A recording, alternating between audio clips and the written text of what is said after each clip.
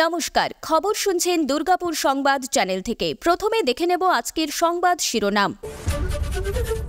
পাঞ্জাব থেকে সুপারি দিয়ে খুন, নেপথ্যে ত্রিকোণ প্রেম। শিলিগুড়িতে যুবতী হত্যার ঘটনায় গ্রেপ্তার 3। হামলার ঘটনায় রাজনৈতিক ষড়যন্ত্র দেখছেন না সুশান্ত, রাজনীতিকেও বিদায় জানাবেন না। চোরা চালানকারীদের বিরুদ্ধে মুখ খোলায় বিপাকী কিশোর, তুমুল শোরগোল কুমারগঞ্জে। অনুব্রত চেয়ারপারসন নন, একা সিদ্ধান্ত নিতে পারবেন না, কোর কমিটি নিয়ে দাবি কাজলের। এবার সরকারি প্রকল্পে টাকা পাঠানোর আগে অ্যাকাউন্ট ভ্যালিডেশন, সিদ্ধান্ত নবান্নর। ভিডিও দেখিয়ে ব্ল্যাকমেল করা হতো তৃণমূল কাউন্সিলরকে, উঠছে অভিযোগ। মন্ত্রী বিধায়কদের বাড়ি লক্ষ্য করে ইট পাথর, জ্বলছে মণিপুর।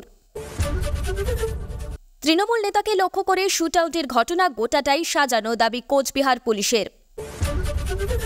প্রতিদিন সঠিক খবর শোনার জন্য সাবস্ক্রাইব করুন দুর্গাপুর সংবাদ চ্যানেলটিকে। আসছি বিস্তারিত খবরে।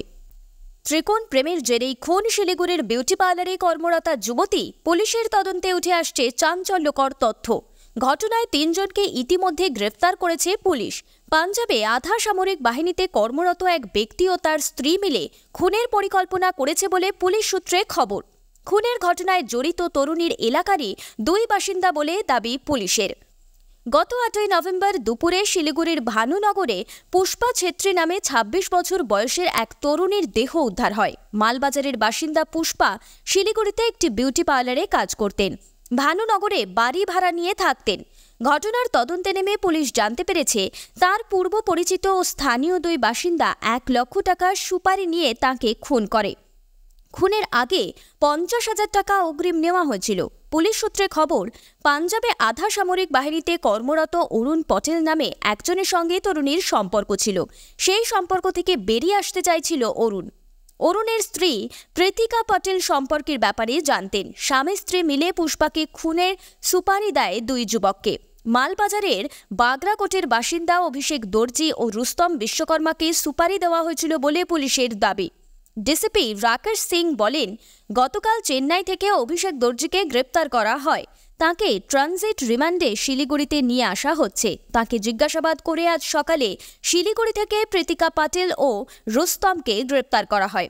ধৃতদের শনিবার আদালতে তোলা হয়। অন্যদিকে অরুণ পাটেল সরকারি বিভাগে কর্মরত। তার ব্যাপারে সরকারি নিয়ম মেনে ব্যবস্থা নেওয়া হচ্ছে বলেই জানিয়েছেন ডিসিপি। উল্লেখ্য, তরুণী খুনের ঘটনায় ওই এলাকায় চাঞ্চল্য ছড়িয়ে পড়ে। পরিচিত কেউ তরুণীর ঘরে ঢুকে হত্যা করে বলে সন্দেহ ছিল পুলিশের। ঘটনার পর শিলিগুড়ি পুলিশ একটি বিশেষ তদন্তকারী দল গঠন করে। CCTV footage, mobile network location সহ বিভিন্ন সূত্র ধরে খুনের কিনারা করল পুলিশ। তৃণমূল কাউন্সিলর সুশান্ত ঘোষকে হত্যার চেষ্টার ঘটনায় এখনও পর্যন্ত 3 জনকে গ্রেফতার করেছে পুলিশ। কে বা কারা এই ঘটনার নেপথ্যে রয়েছে তা খতিয়ে দেখছে পুলিশ। যদিও হামলার ঘটনার নেপথ্যে রাজনৈতিক কারোর হাত দেখছেন না সুশান্ত নিজে। তিনি জানান, শাসক বা বিরোধী দলের কেউ একাজ করিয়েছেন বলে তিনি মনে করেন না।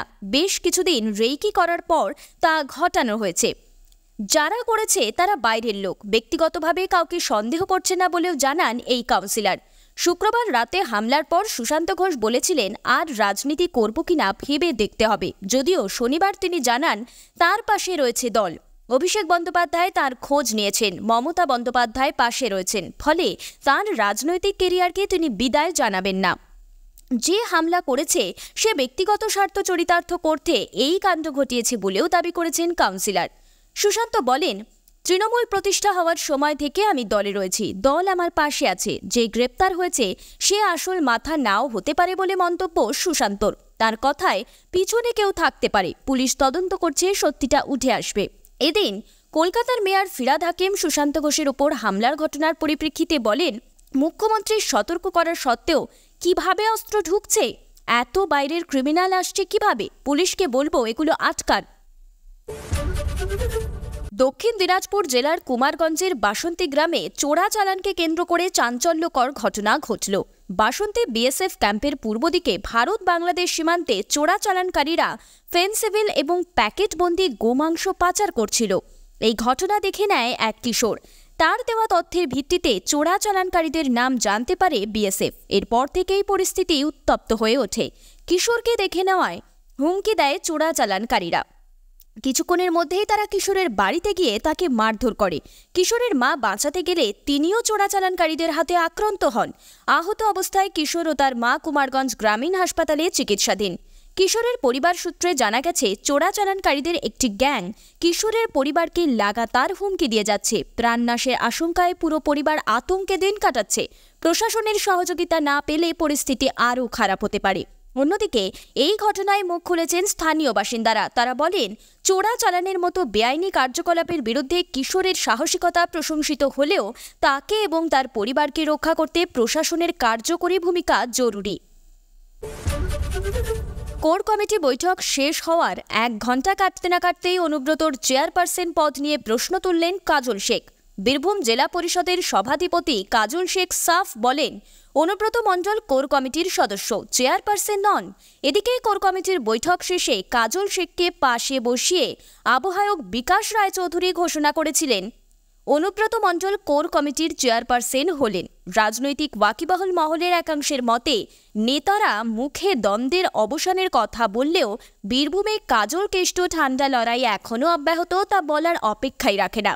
শনিবার বিকেলে বোলপুরে তৃণমূল কার্যালয়ে দলের কোর কমিটির বৈঠক হয়। তৃণমূল সুপ্রিমো মমতা বন্দ্যোপাধ্যায়ের নির্দেশে এই বৈঠকে উপস্থিত ছিলেন অনুব্রত মণ্ডল। দেখা গেল, এই বৈঠকে মধ্যমণি দিদির কেষ্ট। তাকে ঘিরে বসেছিলেন কোর কমিটির সদস্য রাজ্যের কারামন্ত্রী চন্দ্রনাথ সিংহ, বিধানসভার উপাধ্যক্ষ আশিস বন্দ্যোপাধ্যায়, জেলা পরিষদের সভাধিপতি কাজল শেখ, লাভপুরের বিধায়ক অভিজিৎ সিংহ, সিউড়ির বিধায়ক বিকাশ রায়চৌধুরী এবং তৃণমূল নেতা সুদীপ্ত ঘোষ।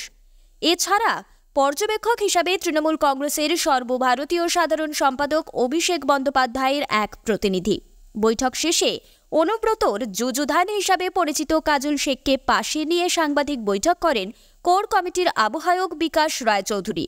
তিনি জানান, কোর কমিটিতে যুক্ত হলেন অনুব্রত মণ্ডল। তিনি কোর কমিটির চেয়ারপারসন হলেন। কমিটির সদস্য সংখ্যা 6 থেকে বেড়ে 7 হল। এমনকি কাজল কেষ্ট দ্বন্দ্বের জবনিকা হল, এমনটাও জানান তিনি। এই সাংবাদিক বৈঠক শেষ হওয়ার 1 ঘন্টা যেতে না যেতেই অনুব্রত মণ্ডলের চেয়ারপারসন পদ নিয়ে প্রশ্ন তুললেন কাজল শেখ। তিনি বলেন, অনুব্রত মণ্ডল সর্বসম্মতিক্রমে কোর কমিটির সদস্য হলেন, চেয়ারপারসন নন। কোর কমিটির আহ্বায়ক বিকাশ রায়চৌধুরী আর আমরা সবাই সদস্য। আপনাদের কোথাও একটা শুনতে ভুল হয়েছে, বা যিনি অনুব্রত মণ্ডলকে চেয়ারপারসন বলেছেন তিনি ভুল বলেছেন। কোর কমিটিতে একা কেউ কোনো সিদ্ধান্ত নিতে পারবেন না। কোর কমিটির 7 জন যে সিদ্ধান্ত নেবেন সেটাই হবে। পরবর্তী কোর কমিটির বৈঠক 15ই ডিসেম্বর রামপুরহাটে। সেই বৈঠকে কি হয় এখন সেটাই দেখার।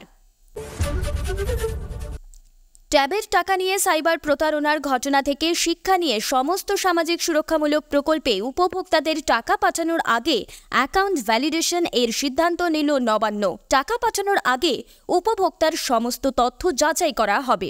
কন্যাশ্রী, রূপশ্রী, জয় জোহার সহ সব সামাজিক সুরক্ষা প্রকল্পগুলির ক্ষেত্রে এই অ্যাকাউন্ট ভ্যালিডেশনের কাজ করবেন অর্থ দপ্তর ও ব্যাংকের আধিকারিকেরা। তারপরেই ট্রেজারির মাধ্যমে টাকা পাঠানো হবে। ইতিমধ্যে দপ্তরগুলিকে এই সিদ্ধান্তের কথা জানিয়ে দিয়েছে নবান্ন। শুক্রবার গোটা বিষয়টি নিয়ে মুখ্য সচিব মনোজ পন্ত নবান্নে ব্যাংক আধিকারিকদের বৈঠকে ডেকেছেন।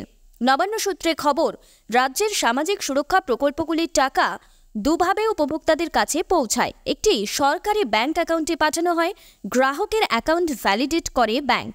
এছাড়াও বেশিরভাগ সামাজিক সুরক্ষা প্রকল্পের সুবিধা পেতে সরকারি প্রকল্পে তথ্য আপলোড করতে হয়। সেই আবেদন মঞ্জুর হলে ট্রেজারি থেকে ব্যাংকের মাধ্যমে উপভোক্তার অ্যাকাউন্টে যায়। তরুণের স্বপ্ন, জয় জোহার, কন্যাশ্রীর মতো প্রকল্পগুলির টাকা ট্রেজারি থেকে ব্যাংকের মাধ্যমে উপভোক্তাদের দেওয়া হয়। এখানে অ্যাকাউন্ট ভ্যালিডেশনে সেভাবে গুরুত্ব দেওয়া হয় না। এর সুযোগ নিয়েই ট্যাবের টাকা গায়েব হয়েছে বলে মনে করছে অর্থ দপ্তর। এবার গ্রাহকদের অ্যাকাউন্ট সহ বিস্তারিত তথ্য আগে অর্থ দপ্তর এবং ব্যাংক আলাদাভাবে পরীক্ষা করে দেখবে। দেখা হবে ব্যাংক অ্যাকাউন্টের সঙ্গে আধার সংযুক্তিকরণ করা হয়েছে কিনা। এটা নিশ্চিত হওয়ার পরেই ট্রেজারিকে নির্দেশ দেওয়া হবে টাকা বা সাম্মানিক উপভোক্তার ব্যাংক অ্যাকাউন্টে পাঠাতে। উত্তর ব্যারাকপুর পুরসভার তৃণমূল কাউন্সিলরের মৃত্যুর ঘটনায় নয়া মোড়। সামনে আসছে ভিডিও দেখিয়ে ব্ল্যাকমেল করার অভিযোগ। শনিবার আনন্দমঠ এলাকায় ভাড়া বাড়ির ছাদ থেকে উদ্ধার হয় তৃণমূল কাউন্সিলর তথা উত্তর ব্যারাকপুর পুরসভার পুরপ্রধান সত্যজিৎ বন্দ্যোপাধ্যায়ের ঝুলন্ত দেহ। আত্মহত্যা হলেও এর পিছনে কোনো প্ররোচনা ছিল কিনা খতিয়ে দেখছে নোয়াপাড়া থানার পুলিশ। জানা গিয়েছে একটি সুইসাইড নোটও উদ্ধার হয়েছে। এলাকার একাংশের দাবি, একটি ফেক ভিডিও বানিয়ে পুরসভার উপপ্রধানকে নানাভাবে হুমকি দেওয়া হতো। এই ঘটনায় একজন মহিলা যুক্ত থাকারও অভিযোগ উঠছে। এলাকার লোকজনের বক্তব্য, সুইসাইড নোটে সমস্ত কিছু লেখা রয়েছে। উত্তর ব্যারাকপুর পুরসভা ৮ নম্বর ওয়ার্ডের কাউন্সিলর ছিলেন সত্যজিৎ। ৬৬ বছর বয়সী এই কাউন্সিলর দীর্ঘদিনের জনপ্রতিনিধি। তার বাড়িতে কাজ চলছে, তাই পাড়াতেই বাড়ি ভাড়া নিয়ে থাকছিলেন। শনিবার সেই ভাড়া বাড়ির ছাদ থেকে ঝুলন্ত দেহ উদ্ধার হয়। এলাকার লোকজনের অভিযোগ, গত কয়েক মাসে ব্ল্যাকমেল করে তার থেকে বহু টাকা হাতিয়েছে অভিযুক্তরা। জানা গিয়েছে এক দম্পতির নাম লেখা রয়েছে ওই সুইসাইড নোটে। ঘটনার পর তারা এলাকা ছাড়া বলেও দাবি স্থানীয়দের। তবে কি নিয়ে এই ব্ল্যাকমেল তা স্পষ্ট করেননি স্থানীয় বাসিন্দারা। Barrackpore commissionerate DC north Ganesh বিশ্বাস জানান, দেহ উদ্ধার করা হয়েছে, ময়নাতদন্তে পাঠানো হচ্ছে দেহ। তদন্ত একেবারে প্রাথমিক পর্যায়ে থাকায় এর বেশি জানায়নি পুলিশ। ৬ পণ্যবন্দীকে হত্যার প্রতিবাদে আগুন জ্বলল মণিপুরে। শনিবার বিক্ষোভকারী মেইতি সম্প্রদায়ের লোকজন মণিপুরের অন্তত ২ মন্ত্রী এবং ৩ বিধায়কের বাড়ির সামনে প্রবল বিক্ষোভ দেখান। ওই ঘটনার দোষীদের উপযুক্ত শাস্তির দাবিতে সরব হন প্রতিবাদীরা। স্বাস্থ্য ও পরিবার কল্যাণ মন্ত্রী সাপাম রঞ্জনের লামফেল সাঙ্গাকেইথেল এলাকার বাড়িতে পাথর ছোড়া হয়।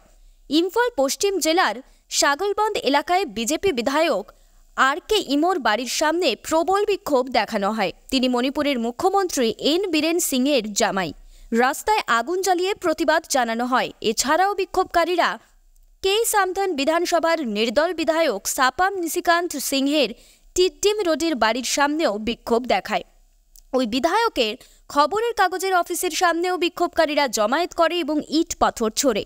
এই ঘটনার জেরে ইম্ফল পশ্চিম, ইম্ফল পূর্ব, বিষ্ণুপুর, থৌবাল, কাংচিং, কংপকপি এবং চূড়াচন্দ্রপুরে ইন্টারনেট ও মোবাইল পরিষেবা বন্ধ রাখার সিদ্ধান্ত নিয়েছে প্রশাসন। জারি করা হয়েছে কারফিউ। প্রসঙ্গত, গত সোমবার থেকে ৬ জন নিখোঁজ ছিলেন। তাদের মধ্যে ছিলেন মহিলা ও শিশু। মেইতে সম্প্রদায়ের অভিযোগ, কুকি সম্প্রদায়ের সশস্ত্র জঙ্গিরা ৬ জনকে অপহরণ করেছিল। গত জুনে ২ গোষ্ঠীর মধ্যে সংঘর্ষ চরমে উঠলে মেইতে সম্প্রদায়ের লোকজনকে বরপেকরা পুলিশ ফাঁড়ি এলাকায় আশ্রয় শিবিরে রাখা হয়েছিল। অভিযোগ, গত সোমবার আশ্রয় শিবিরে হামলা চালায় কুকি জঙ্গিরা। হামলার পরে ওই ৬ জনকে অপহরণ করা হয়। মণিপুরে গত ১ বছরে কুকি এবং মেইতি সম্প্রদায়ের মধ্যে দাঙ্গা চলছে। তার জেরে দফায় দফায় সংঘর্ষ, অগ্নিসংযোগ এবং হত্যাকাণ্ড হচ্ছে সে রাজ্যে। বুধবার গভীর রাতে তৃণমূল নেতার ক্রাশার মিলে শুটআউটের ঘটনাকে কেন্দ্র করে চাঞ্চল্য ছড়িয়েছিল কোচবিহারের বক্সিরহাটে। এবার এই ঘটনাকে সাজানো বলে দাবি করল কোচবিহার জেলা পুলিশ। ইতিমধ্যেই ওই ক্রাশার মিলের নিরাপত্তারক্ষী তথা তৃণমূল নেতা নিহার বড়ুয়ার আত্মীয় প্রদীপ গোপ সহ 2 জনকে গ্রেপ্তার করেছে পুলিশ। জানা গিয়েছে, দীর্ঘ জেরার পর শুক্রবার বিকেলে তাদের গ্রেপ্তার করা হয়। ধৃতদের কাছ থেকে 2টি আগ্নেয়াস্ত্র উদ্ধার হয়েছে। এ নিয়ে শনিবার সকালে তুফানগঞ্জে সাংবাদিক বৈঠক করেন কোচবিহার জেলা পুলিশ সুপার দ্যুতিমান ভট্টাচার্য। এদিন তিনি জানান, পুরনো কোনো শত্রুতার বদলা নিতেই এলাকার 2 যুবককে ফাঁসাতে ওই ঘটনা সাজানো হয়েছিল। ঘটনাস্থল থেকে গুলি উদ্ধার হলেও সেখানে গুলি চালানোর কোনো শব্দ কেউ শুনতে পায়নি বলে খবর। এই ঘটনার পেছনে অন্য কোনো উদ্দেশ্য ছিল কিনা তা খতিয়ে দেখা হচ্ছে বলেও জানান জেলা পুলিশ সুপার। খবর শেষ হলো।